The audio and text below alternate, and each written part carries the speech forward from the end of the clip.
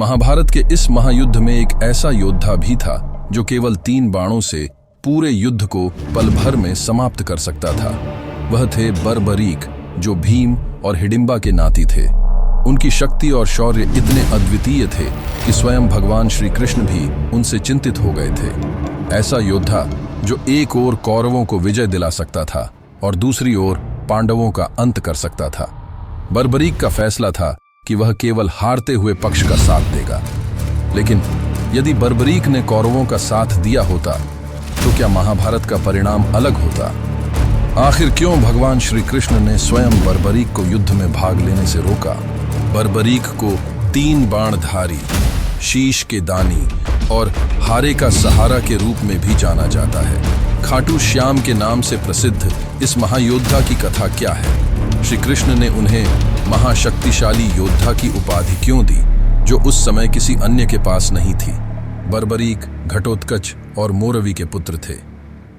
स्कंद पुराण के अनुसार भीम और हिडिंबा के पुत्र घटोत्कच जब इंद्रप्रस्थ आए तो श्री कृष्ण ने उनका विवाह वीर और बुद्धिमान मोरवी से करवाया। मोरवी ने शर्त रखी थी कि वह उसी वीर से विवाह करेंगी जो उन्हें शस्त्र और शास्त्र दोनों में परास्त कर सके। घटोत्कच ने अपनी वीरता और बुद्धिमानी से मोरवी को प्रभावित किया और उनसे विवाह किया। उनके पुत्र बर्बरीक का जन्म हुआ, जिनके बाल शेर की अयाल जैसे घुंघराले थे। जन्म लेते ही बालक पूर्ण रूप से विकसित हो गया। बर्बरीक में अपने दादा भीम का बल और दादी हिडिंबा का मायावी अंश था, जिससे वह अत्यंत बलशाली और बुद्धिमान थे। बाल्यकाल से ही जिज्ञासु बर्बरीक को उनके पिता घटोत्कच ने श्री कृष्ण के पास द्वारका भेजा। श्री कृष्ण ने उन्हें परोपकार और धर्म के मार्ग पर चलने की शिक्षा दी। उनके निर्देशानुसार बर्बरीक ने सिद्ध अंबिका और नवदुर्गा की आराधना कर अलौकिक शक्तियां प्राप्त की।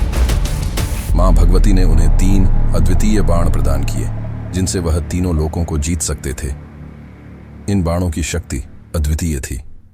अपनी माता मोरवी के उपदेश के कारण बर्बरीक ने प्रतिज्ञा की कि वह सदैव हारे हुए पक्ष का साथ देंगे। जब महाभारत का युद्ध आरंभ हुआ तो बर्बरीक अपने 3 बाणों और धनुष के साथ युद्ध भूमि की ओर बढ़े। भगवान श्री कृष्ण उनकी शक्ति को जानते हुए ब्राह्मण के वेश में उनसे मिलने पहुंचे। उन्होंने बर्बरीक की परीक्षा ली और उनकी अद्वितीय तीरंदाजी का परिचय पाया। श्री कृष्ण ने बर्बरीक से उनका शीश दान में मांगा ताकि युद्ध का संतुलन न बिगड़े। बर्बरीक ने बिना हिचक अपना शीश अर्पित कर दिया। युद्ध के बाद पांडव और श्री कृष्ण बर्बरीक के शीश से परामर्श लेने गए।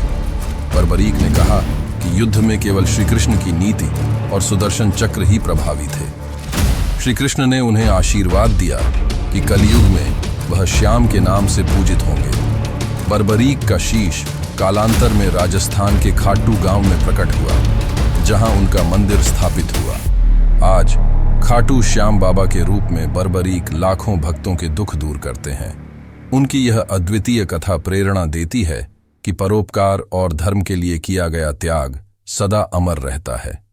क्या आपने खाटू श्याम बाबा के दर्शन किए हैं? अगर नहीं तो जरूर जाएं और इस कहानी को अपने प्रियजनों तक पहुंचाएं।